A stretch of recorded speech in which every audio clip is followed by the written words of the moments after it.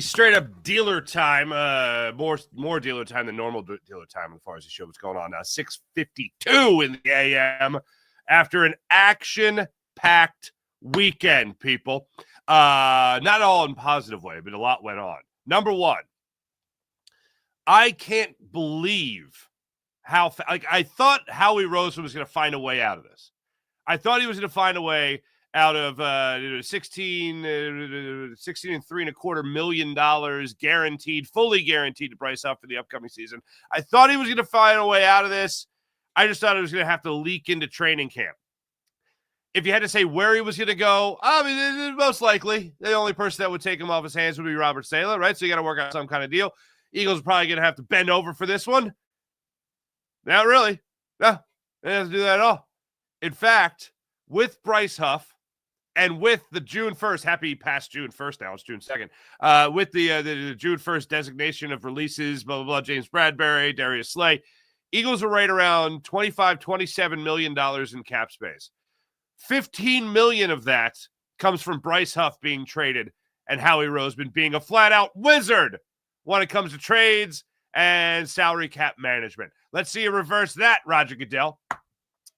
Absolutely correct. I thought this was going to be something that was going to drag on. It was going to be just a stupid conversation piece.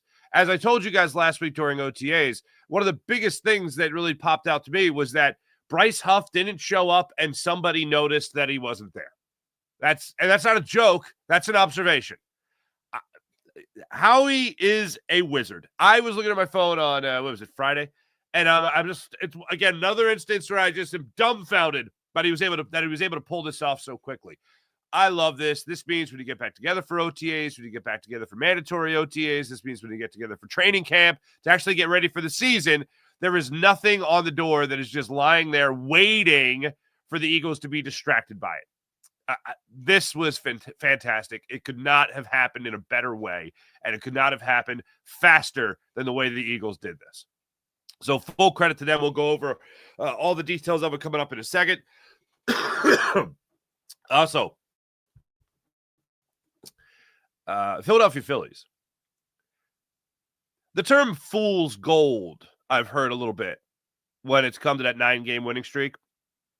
Mostly thanks to the Rockies, who have now, they're 9-50, which is that's even hard.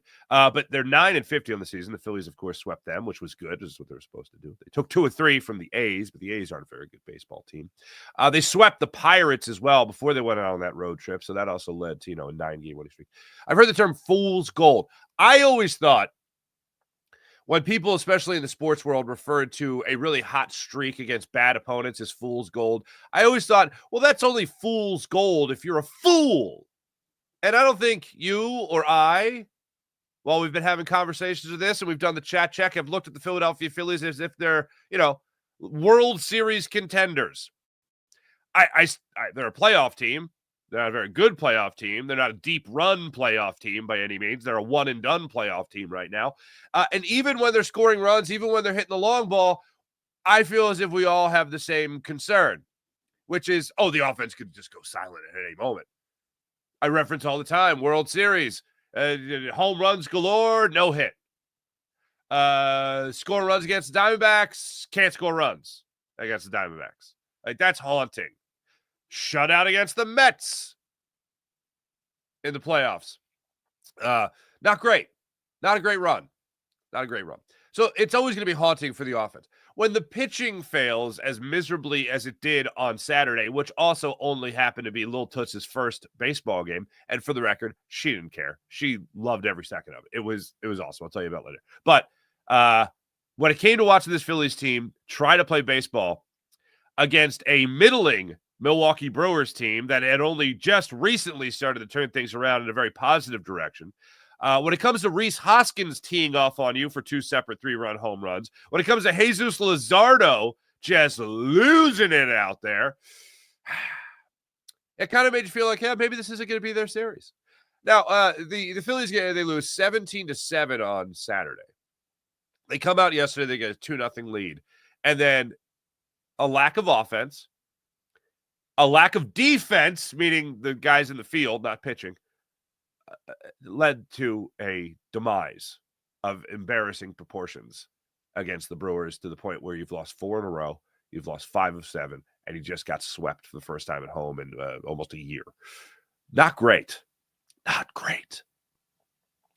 So what do I take away? I take away that I would really like to see a significant move made sooner rather than later there for Dave Dombrowski.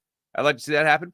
I'd also like to take away that although Taijuan Walker wasn't god-awful in his start, why is he starting again on a day that literally falls on the same day that Mick Abel is making a minor league start?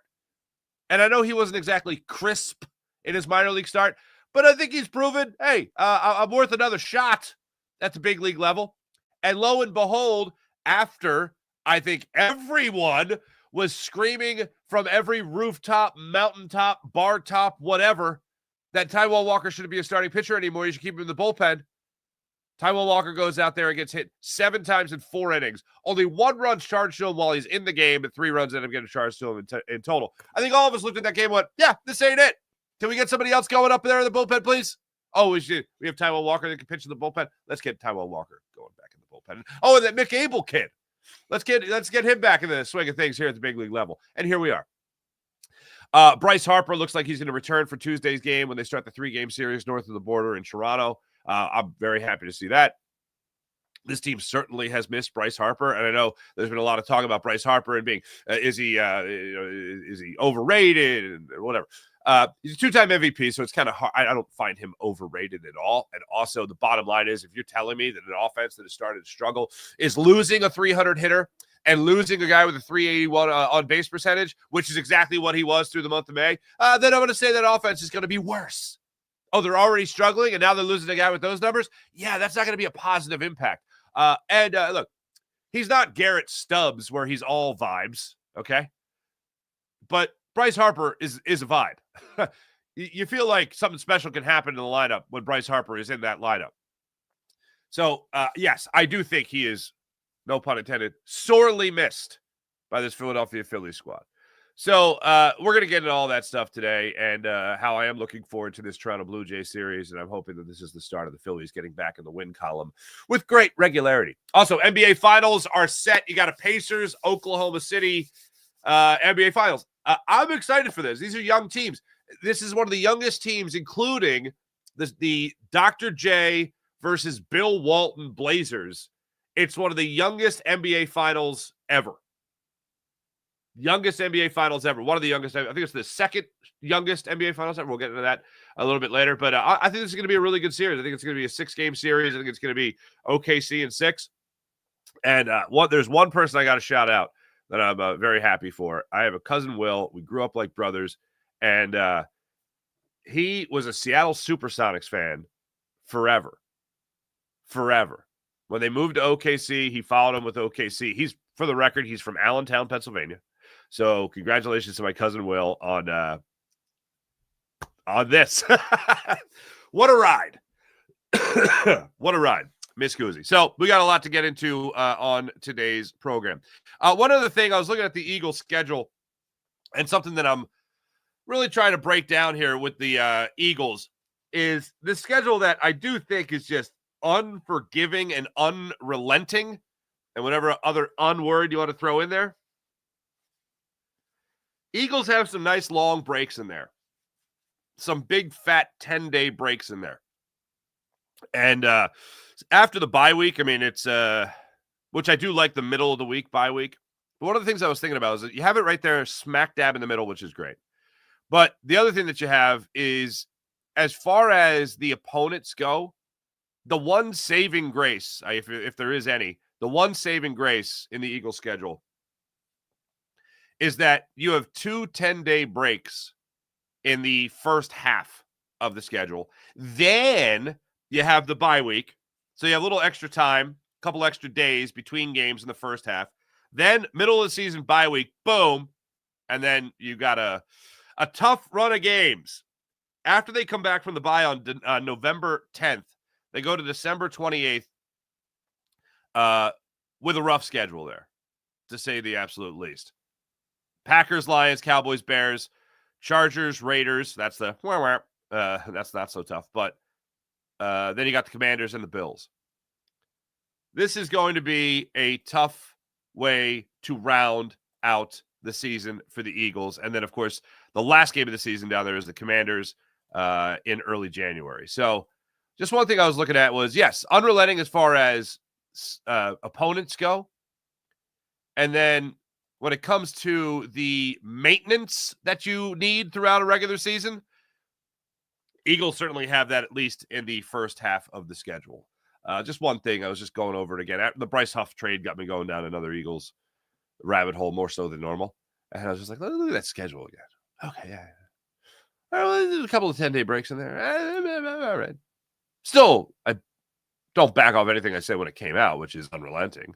But if you do have those breaks, I do find that to be a very good thing for the Philadelphia Eagles. Also, let's get into the Bryce Huff stuff now.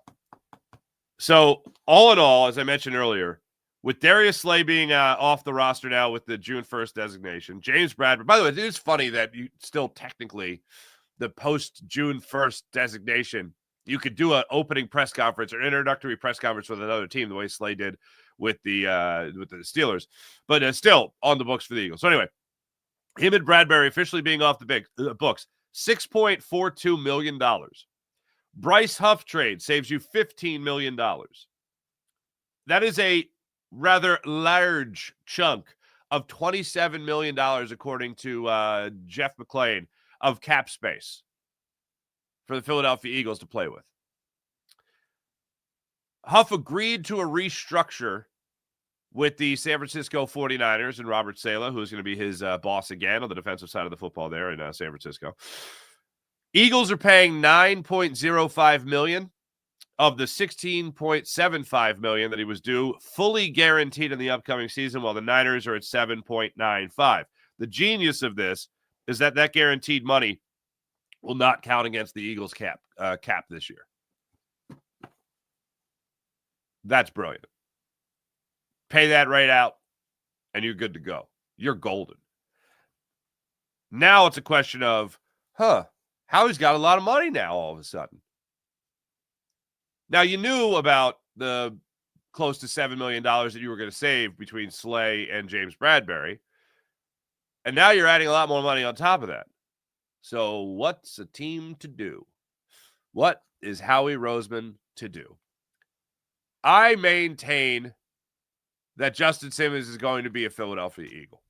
Justin Simmons is going to hold out, I believe, until training camp to see if anything else hits the fan with any other team that might need a safety and might be able to break the bank on another one-year deal to play for that team. I maintain there is a healthy flirtation going on right there.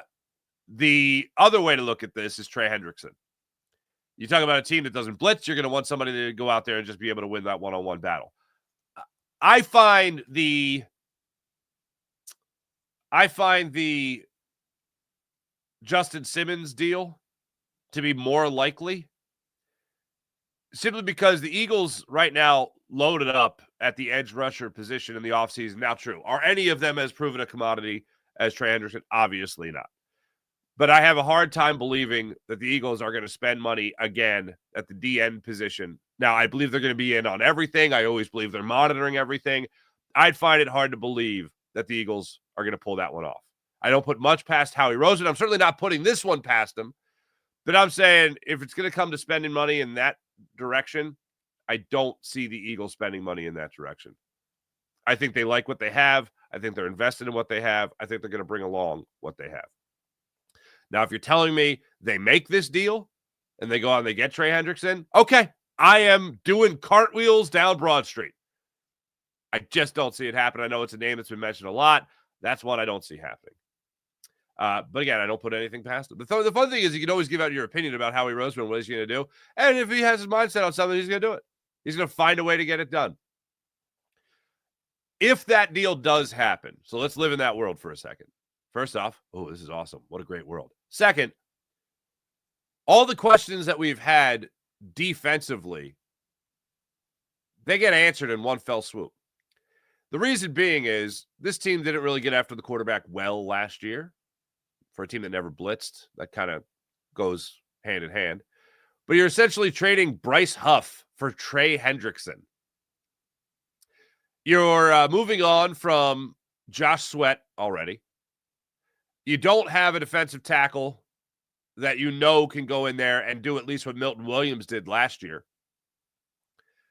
You don't know what you have opposite Quenyon Mitchell at the quarterback position as far as whether or not the guy can play at the same level that Darius Slay played at last year. I still maintain the Eagles' cornerback situation going into this year is better than what it would have been if Darius Slay stuck around. I don't think Darius Slay has much good football left in him. But if you add, and also the safety position, whether it is Justin Simmons or if it's Drew Makuba or Sidney Brown, everyone in that secondary gets better with Trey Hendrickson running down a quarterback. Everybody does. Less time to cover, even if you're struggling at the quarterback position, you're going to look a lot better if, the guy just beat you on a step. Oh, too late. Trey Hendrickson's already got the quarterback down. Or Trey Hendrickson's already changing the line of sight for the quarterback, making him leave the pocket, making him scramble around. It makes everybody better. So, although I'd be heavily in favor of the move, my prediction does not match my desire. My desire is I want Trey Hendrickson here in Philadelphia. My prediction is he does not end up in Philadelphia. Eagles got a lot of money to play with right now. I don't see them going in that direction. If they did, it would answer a hell of a lot of questions. So if I was sitting next to Howie, I'd be like, oh, you got a lot of money, Howie. There's a big shiny toy. It doesn't really like the Bengals anymore. You want okay. But that would answer a lot of questions. It would make me feel a hell of a lot better about grading any of these younger guys, whether it's Jihad Campbell, whether it's Ty Robinson, whatever. It would make me feel a lot better about some of those younger guys coming up in their rookie seasons if you know you have somebody else there on the defensive line that can, or edge rusher that can make a quarterback think thrice, make a quarterback get off his mark. Also, look, everyone's helping everybody, whether it's Jordan Davis pushing in the middle, whether it's Jalen Carter pushing in the middle. This Bryce Huff deal opens up a lot of other avenues that the Eagles could go in terms of helping out their defense further. And it really helps out the team in general. Now, offensively speaking, I don't know what they could do. The Eagles have one of the best offenses in the NFL, if not the best offense in the NFL. I'm not messing with much here. I'm going to go ahead and keep the only question mark I have on the offensive side of football is what Kevin Patullo is going to do to put his fingerprints on it, what kind of play caller he is, whether or not he can think in crunch time. And I know on the roster, there's a question as far as right guard goes, but I think we all are pretty confident in what they got there. And whatever it is that they got there, I think we're all pretty confident that Jeff Stoutland's going to coach him up to be a damn near Pro Bowler. So I feel pretty good about all that. So only questions I got is, what are you going to do on this defense? I still look at the safety position.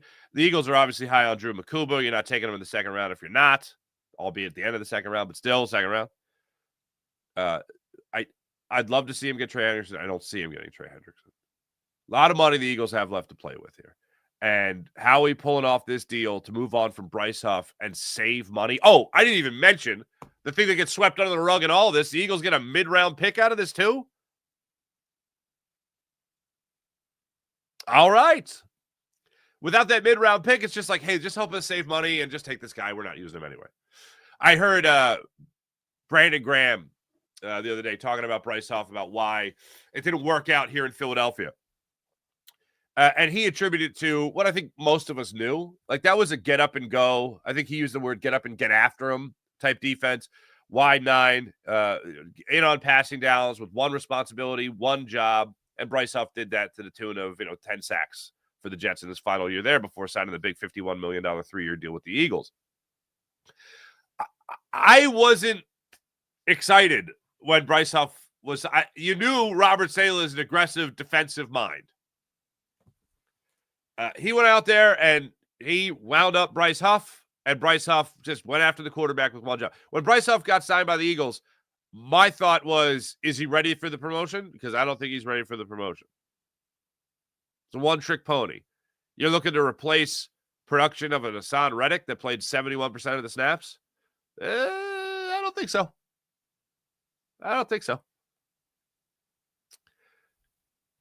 I didn't expect him to be damn near invisible. I didn't expect him to be a healthy scratch in the Super Bowl. But yet there we were. He made a mistake. He corrected the mistake. It made me think back to Carson Wentz. The Eagles had just signed into a long-term deal. The Eagles draft Jalen Hurts. In hindsight, I thoroughly believe that when the Eagles drafted Jalen Hurts, they were absolutely drafting a guy they very much hoped would be the guy to push Carson Wentz aside. I don't think the Eagles really liked Carson Wentz after everything that hit the fan and the whole Foles thing and the reports out of the locker room. And forget about reports, what players flat out said about him, like Darren Sproles, about the type of attitude Carson Wentz had when he was here. I believe the Eagles, you talk about emotional intelligence, we talk about it with coaches all the time. I don't think Carson Wentz had emotional intelligence with this football team. And I believe when they drafted Jalen Hurts, they said, if there's going to be a guy that can push him aside, they can push him aside. And then Jeffrey Lurie's probably like, well, how are you going to move on for the dead money with Carson Wentz? He's like, well, trade him to Frank Reich. I got this, no problem. And then they turned that into a list of assets, including Devontae Smith. Not so bad. Not so bad. And what, A.J. Brown, too, I think was also linked to that Carson Wentz trade. But similar to the way that he quickly moved on from Carson Wentz after a long-term deal, he moved on from Bryce Huff. Now, two totally different positions, but big, fat contracts that Howie's just like, no problem. And all is right with the world now. It's a beautiful thing. It's nice to have Howie as your general manager. That didn't used to always be the case. But yet, here we are. So love what I saw from the Eagles over the weekend. Love what I saw from Howie Roseman over the weekend. And love the new hope that has now been injected. Not that we were ever desperate, but now a little shot of life in the offseason. Like, oh, look at Howie making another move. Post-draft. Certainly addition by subtraction, and then also addition by addition when it comes to money. And it also comes to another mid-round draft pick. Love it. Absolutely love it. Good hustle to Howie Roseman. Your Philadelphia Phillies, ladies and gentlemen.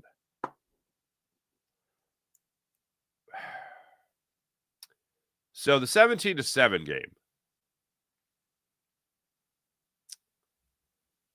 Rhys Hoskins did his best Rod Barajas impression, I guess. You're welcome if that name was on your bingo card today. He took it to you on Saturday. Friday, the Tanner Banks gave up the 3-run home run to Christian Yelich, one of 2 home runs in the game for him. Offense really didn't do anything for you. And then yesterday's game. Now, the Yankees lost 18-2 to the Dodgers on Saturday. The Yankees came out yesterday, and they acted like a team that just got their tails handed to them, and they won 7-3 over the Dodgers. They bounced back. The Phillies did not. The Phillies scored 2 runs yesterday, and only one of them was on purpose. And I say that because Kyle Schwarber's check swing RBI infield single, he even made a funny mockery of it. And I was thinking, when he was, playing, high-stepping down the first, well, I shouldn't say high-stepping down the first base line, but he was running through the bag and then started high-stepping and being funny and laughing, and the dugout's laughing, and Bryson Stott's pointing at him and laughing. I'm like, if that's literally any other Philly, I am pissed off right now. But the fact that it's Kyle Schwarber, and I never question his mindset, attitude, approach, like, I'm in. Like, I thought it was funny. I laughed. And I did think about that. I was like, wow, if that was literally anybody else, I'm like, oh, you think it's funny? You just lost 7-7 yesterday. You're about to get swept. But I was like, all right, 2-0 Phils. Let's go, man. Let's go. So sure enough, he goes up there yesterday. And for the most part, I was laughing. So you go up 2-0 on the Brewers. And then they just totally forgot how to play defense. Now, let me just say also, in the first 4 innings of this game, Jose Quintana, who's pitching for the Brewers, gave up. He allowed 8 base runners, 4 walks, 4 hits. Only 2 runs scored out of that in the first 4 innings of the game. You'd want the Phillies to be a little bit better than that. Unfortunately, they weren't. So that's the first thing to kind of go, oh, wow, he struggled that much and the Phillies only got 2 runs out of this? And only 1 was on purpose?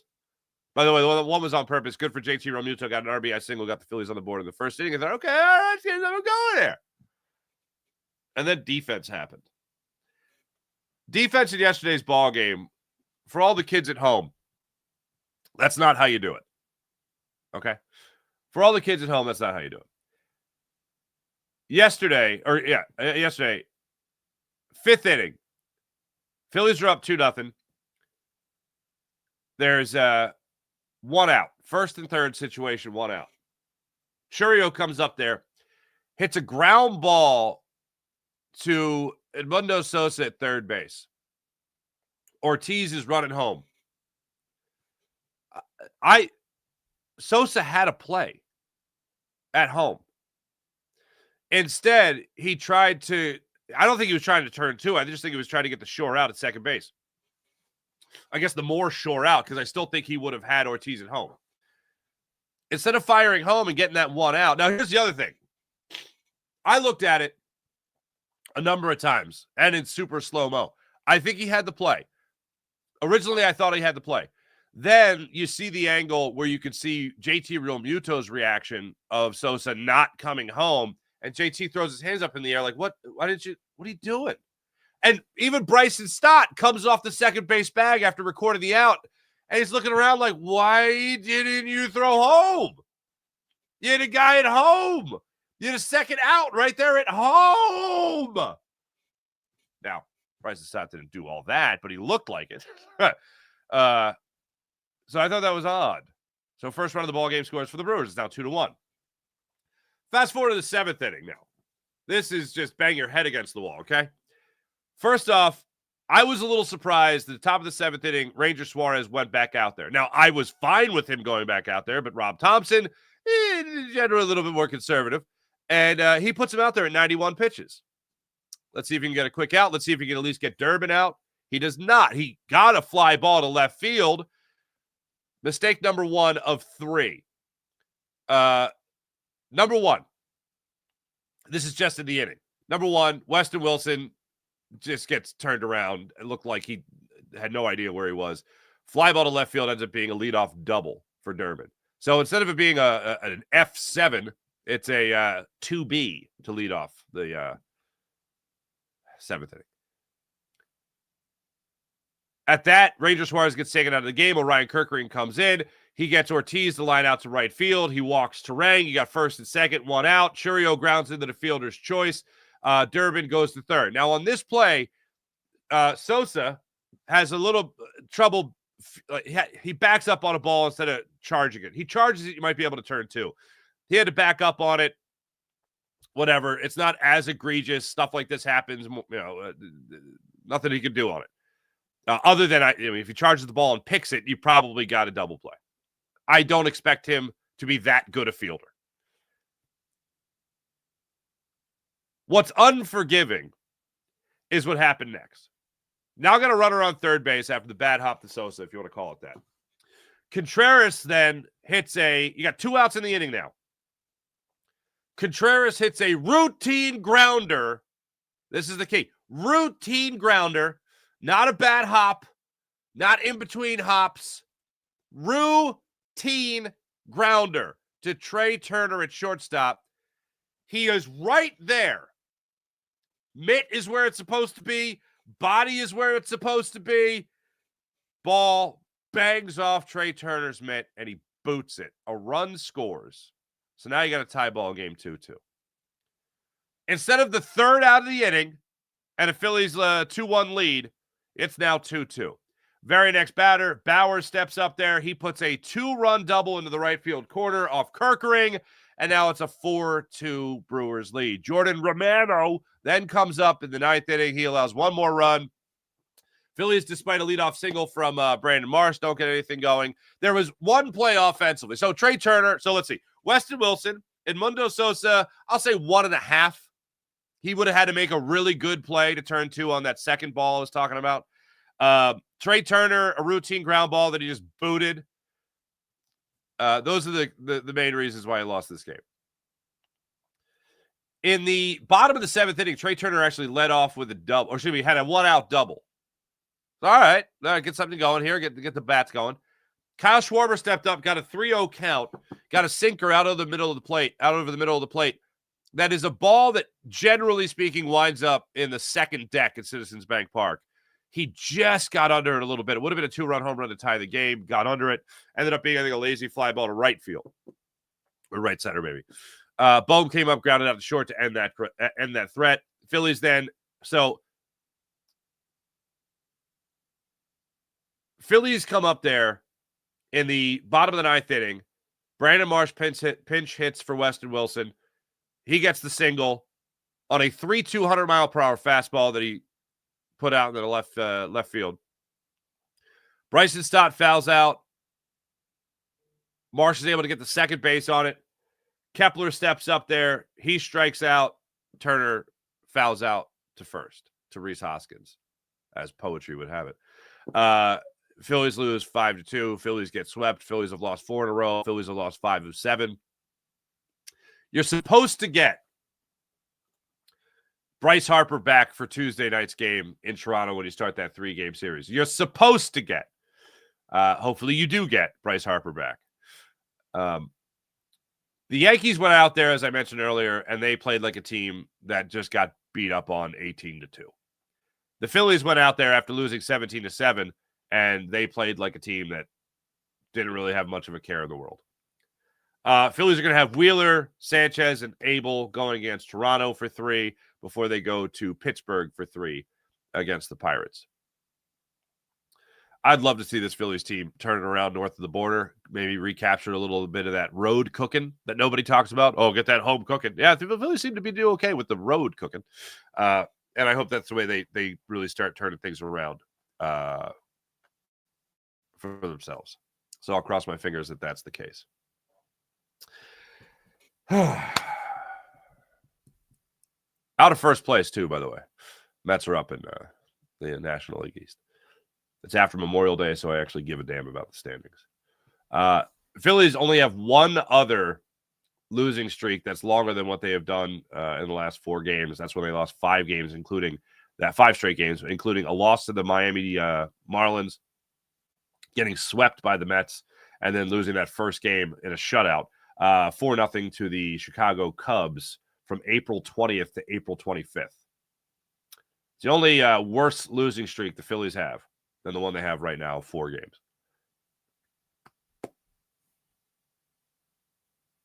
Summer is awesome when you got a really good baseball team. Summer kind of drags when you have a mediocre baseball team.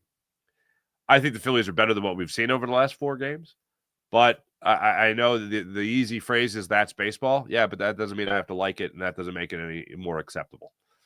To see 3 hardcore defensive errors. And here's the thing. Not even errors, misplays, technically speaking. Brain farts, if you will. That's nauseating is the word.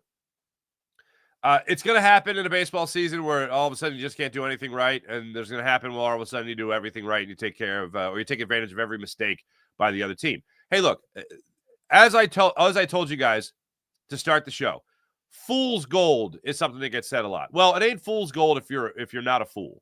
And I think on this program, when I talk to you guys in the chat and when I talk about it, I always say, do what you're supposed to do against these teams, like the Rockies, like the A's, like the Pirates. Do what you're supposed to do against these teams. You take care of business against those opponents and you take advantage of their misplays, even if it's Daysbel Hernandez walking in a run. Take advantage of that. Make sure you win that game. Phillies have to do it against those teams that they can afford to do that against. And as I've said before, the Braves in particular aren't a very good baseball team right now. So take advantage of those games when you can. They did that against the Rockies. They did that for the most part against the A's. They did that absolutely against the Pirates. They won 2 or 3 against the Braves still. But don't think that just because they're winning 9 games in a row that all of a sudden this means that they're going to be a World Series contender. I don't know anybody that bought into that. I don't know anyone that said, oh, well, now because they got a 9-game winning streak, World Series. No.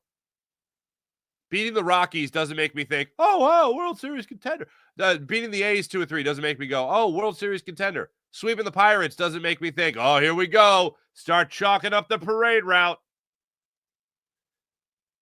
Teams that are over 500, teams like the Brewers, teams like the Blue Jays, those are the teams that you still got to beat. And you got to earn those victories.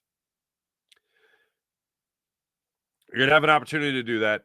You got the Cubs coming up. You got Toronto coming up again.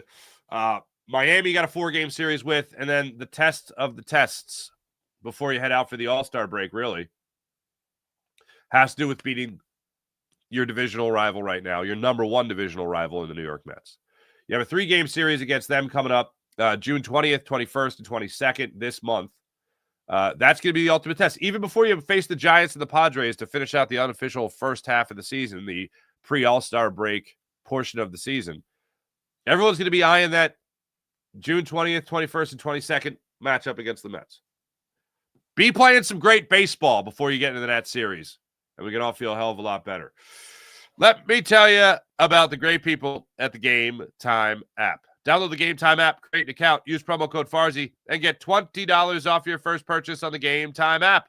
Want to go to the game, the concert, the comedy show? Game Time app has you covered. And don't forget about the Game Time Picks feature on the Game Time app. You know what that does? That filters out all the fluff, so you get right down to it with the Game Time app. You see the best seats at the best prices at the Game Time app. So download the Game Time app, create an account, use promo code Farzy, and get $20 off your first purchase on the Game Time app. How about PHL Sports Nation, Philadelphia Sports Nation, enhancing your Philadelphia sports fan experience across all social media and blogs? That's PHLSportsNation.com. How about Sky Motor Cars? Check out Brett's amazing inventory at SkyMotorCars.com. Before I get into the chat check, one thing I did think about over the weekend with the Bryce Huff trade was this.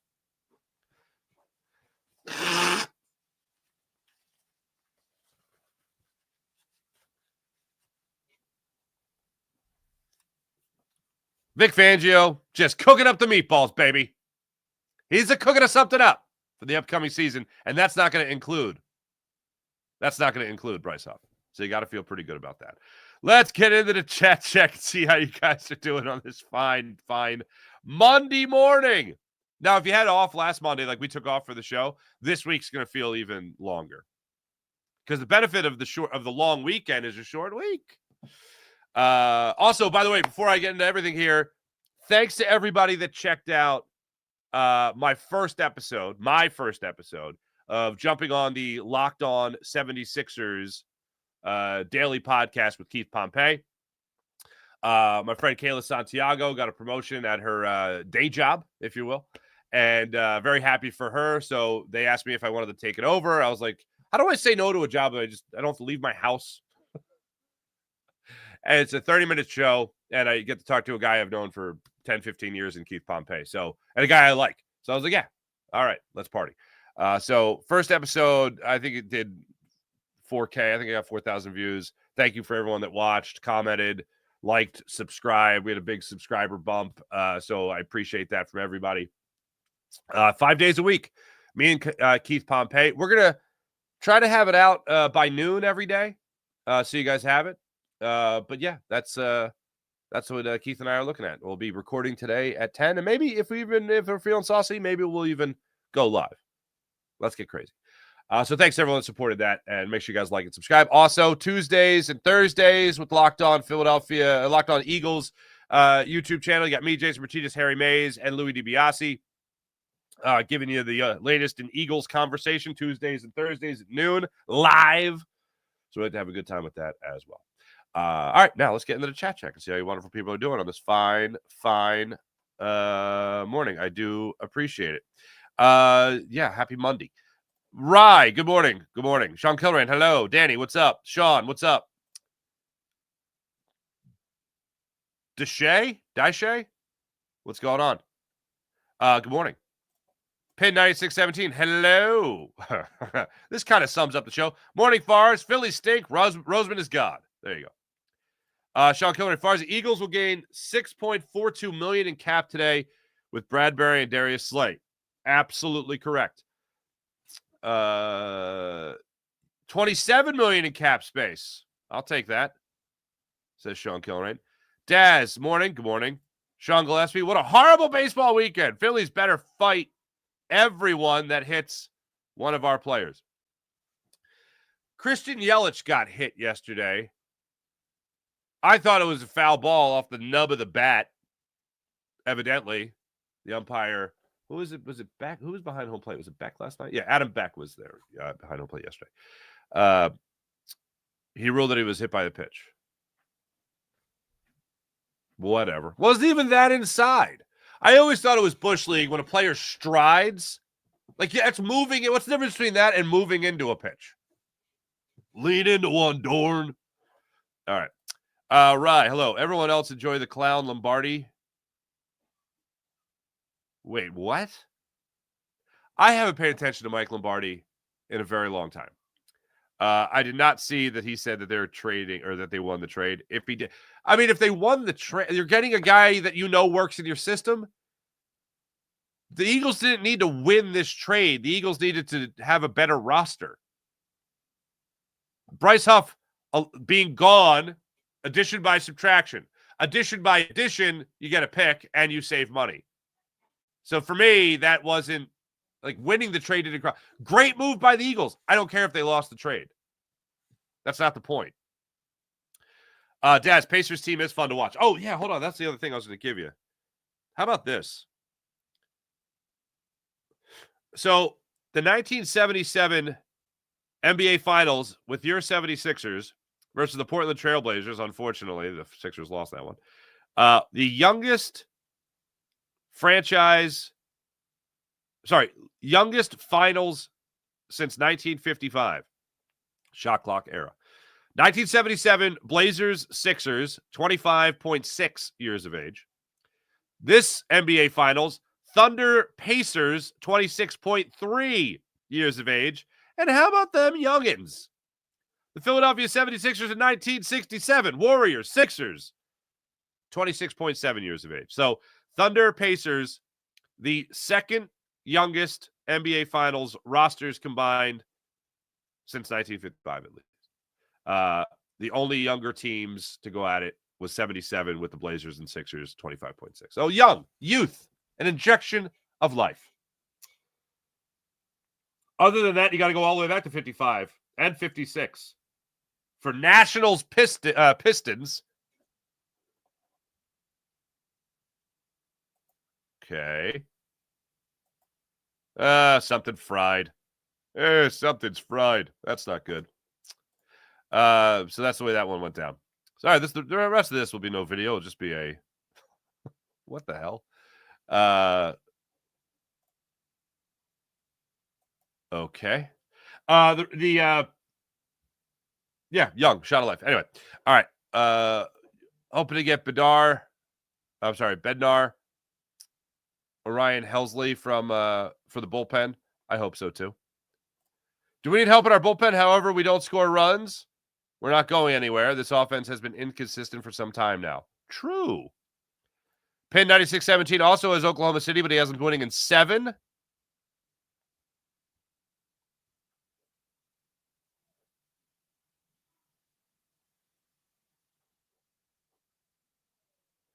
Facts. Everyone with the specs on getting a D-end/edge is Luda. Yeah. Hendrickson or TJ Watt for 2 years would be lovely. Let's not forget you still gotta pay people. Jeremy Von Skyver, what's going on? Howie has a lot of money, but don't think any veterans are coming. I think the Eagles really want young players to get a chance to start. Yes, I agree with that. The money that you're saving this year, well, you're going to be considering what you're going to be paying in the not too distant future. What's going on? Twiz, we did great without a top line secondary. 22, you see when our pass rush won't affect, we got gutted, says Twiz. Yeah. Daz, who in the secondary are you going to get? Sauce Gardner, Surtain? Sure, if you want to get them, you're not going to hear a peep from me. Okay, fair enough.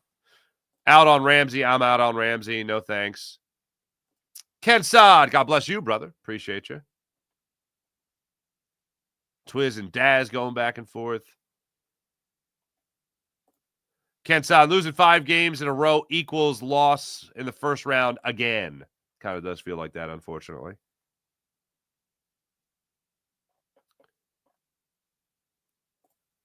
Hoping Ringo can get his feet by week 6 and becomes a monster, says Twiz. Yeah, I hope so too.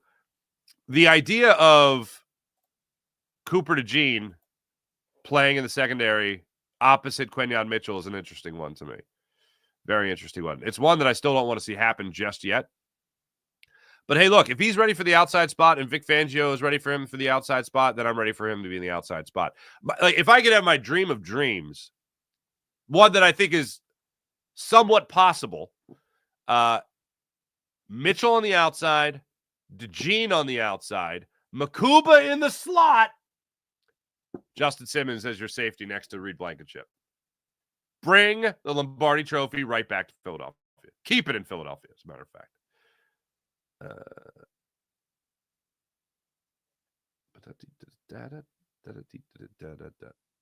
We got people betting. Ryan, what's up? Nolan Smith and Carter are going to be expensive. Have to start saving now if you're going to keep both. The guy that I see Gorby, what's up, man? The guy that I see really breaking out this year, like if I had to say from last year's roster to this year's roster that's really going to take a big step up, is Nolan Smith.